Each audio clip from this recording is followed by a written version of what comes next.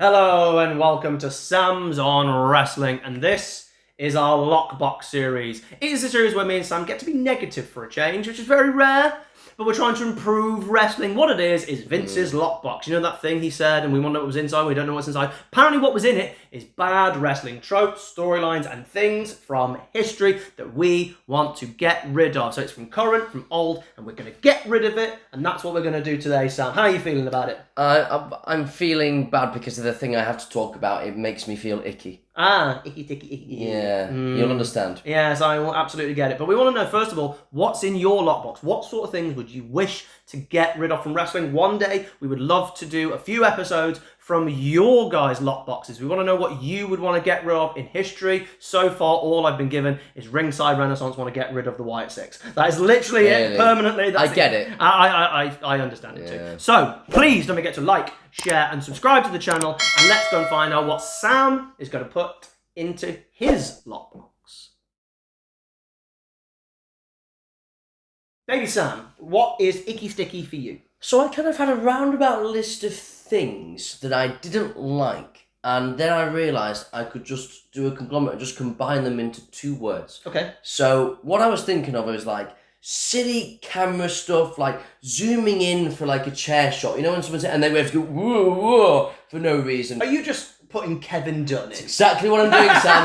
You've got ahead of the game. I literally had all these things like constant cuts while something is happening. I was like, there's a word for that, isn't there? I was like, I'm putting the man. I genuinely didn't know he was doing that. I am physically putting Kevin Dunn in the lockbox. We are now blessed in an era of, I've got my complaints about TKO, Sam. There's problems. But we are so blessed that we're not watching every show and going, bad camera angle, loads of cuts, it's frying my brain and all that stuff. It's visually pleasing to watch. And because AEW don't have many cameras themselves, they just stick with the one camera, which is visually nice too. I back it. Sam, I honestly, we just took it for granted, and we just lived in a time where it was so bad, Sam. And we had to do all of these things, like the whole, I actually kind of enjoy this because it's a meme now, but like the whole, I'm watching TV here, I have to stand here like a random person. It's so bad. And then it's like, even on moves, like if someone does a powerbomb, you'd have to cut it as they're hitting the mat.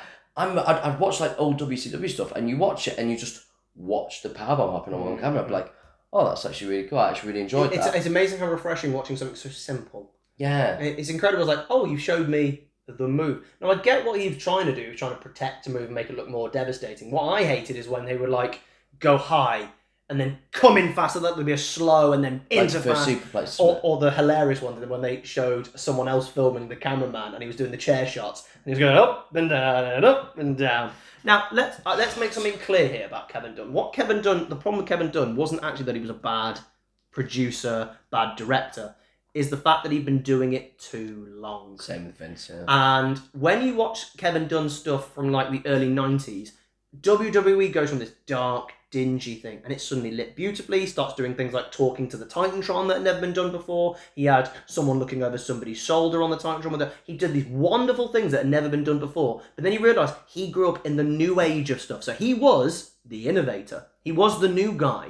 So he was doing exciting things. But I've just told you that was 1993. And he's trying to do stuff in 2020. And you're like, you haven't learned any new things. You're not the new boy. You never brought in the new guys to show you different, new, exciting things. So you started coming up with rubbish things within it. And it ruined it. And this is what happens. This is why you move people on in series. This is why you should never have the same director doing the same things. Look at the Lord of the Rings. They were going to have a new person for the Hobbit. They then dropped out because of all the problems that was happening in the Hobbit. So they went back to the original director of Lord of the Rings, and it just didn't look right because it felt the same as Lord of the Rings, rather than having a new perspective on it, a new side. You see it with Marvel. They all look the same, even when they're going to bring in a new director, and then they get rid of the new director. It's also, Sam, the constant cuts. Like, he's ruined moments. AJ Styles' debut, looking at Roman gormlessly looking at the screen, don't see the big Titantron thing. And then Edge's return, Jesus Christ, Sam. Whenever I watch that back to have a feel-good moment, I always watch the YouTube video they put out, where it's like the alternate cuts, where they kind of just admitted, yeah, it was a shambles. We've actually... Thankfully, this is why they're recording all cameras, that they can fix those in edits. Yeah. I'll tell you... Because, Sam... that, if you try and watch that as it was shown on the thing, first of all, missed his first spear. Yeah. You bastard. Which also injured AJ Styles. No, that wasn't AJ. That was on Ziggler. Oh, was it? The first Oh, one. of course it was. Yeah, but you, of course, you wouldn't know because you didn't see it, Sam. You didn't see it. Yeah. No. And yeah, it's a hot mess until they finally go, oh, Edge's doing an awesome facial expression, go on that. But and there's so many examples of it. So many. Somebody did a clip. Now, obviously, this is now very long because Kevin Dunn left 3 or 4 years ago. But they showed. So this is probably 2019.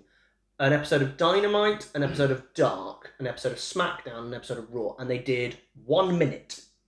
How many cuts were on Dark in that 1 minute? That they took a random minute. I assume they obviously picked the worst and the best versions, and they made it bigger because that's what journalism do. But let's just go with that video anyway. How many cuts were on Dynamite? Was on Dark. Sorry. I'm gonna say 3. It was 9. Okay. How many cuts were on Dynamite? 15. 13. Okay. SmackDown. 40. It was 32. How many cuts were on Raw? Oh, 45. 48 in 1 minute. It's unwatchable. Yeah, I can't. That's unwatchable. It is unwatchable. I couldn't. Why I stopped watching. You know me. I stopped watching it. I was reading it rather than watching it because I found it unwatchable. In the same way, I find WWE a bit unwatchable now because of the adverts. I need to have fast. I can't watch it live. I need a fast forward button because they've now gone so far in the other direction with their cinematography that they're ruining around the cinematography. Yeah, I agree. It's sad because Kevin Dunn, I don't like the man. I think the man's a terrible human being and he's been proven to be a terrible human being. But we looked at someone on his element of work. If he'd have left 2002, when pretty much all the new tech had started coming in, you would regard him as one of the greatest visual directors in wrestling history. But he ruined, very similar to, you could say about Vince, forget about Vince's backstage stuff, just Vince as a promoter. No, I was going to say the same thing. Ruined if he the left legacy. in 2002. You would have gone greatest promoter of all time and all that jazz. But he ruined his legacy as a promoter and obviously ruined his legacy as a human being, just like Kevin Dunn. So Sam, absolutely, I have him on my list. I actually kind of feel bad for the lockbox putting him in there. Yeah, sorry guys. No, I don't. He just get your teeth in. We could need a bigger box. Get Kevin Dunn is in our lockbox for his awful cinematography, pretty much after 93. Yeah. So, Sam, what are you putting into our awful lockbox for Kevin Dunn to have a little munch on? Do you know what? He's probably a little bit at fault for this as well. But this is more of a Vince thing in particular, and now Triple H has followed suit in a different way. Not the same way, but in a different way. It's November.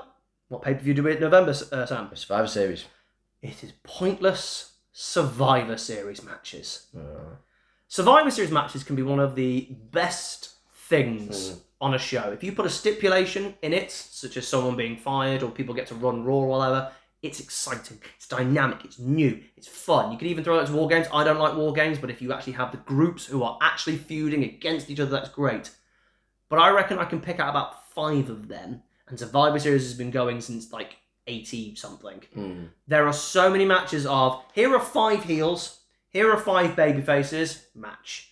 I don't care. It's a boring match. It's long, and it's long with no storyline. Yes, some of these people might be feuding, but how often do they get to feud in the match? You know, they might have a minute bit, and then the rest is, and now Ziggler is feuding with Seth Rollins, but Ziggler is mainly fighting Luke Harper. It's rubbish, Sam. They're so boring. I don't know why someone sits down and go, yes, Survivor Series, them, and it's